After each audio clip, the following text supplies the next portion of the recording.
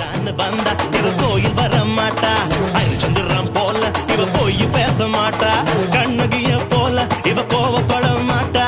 இன்னொரு விஷயம் கேளு, என்ன என்ன என்ன நீ இன்னொரு விஷயம் கேளு, நான் விட்டதெல்லாம் ரீல வர மாட்டேன்னு சொன்னவளே, வந்து வந்து போறியே சின்னவளே, வர மாட்டேன்னு சொன்னவளே, வந்து வந்து போறியே சின்னவளே.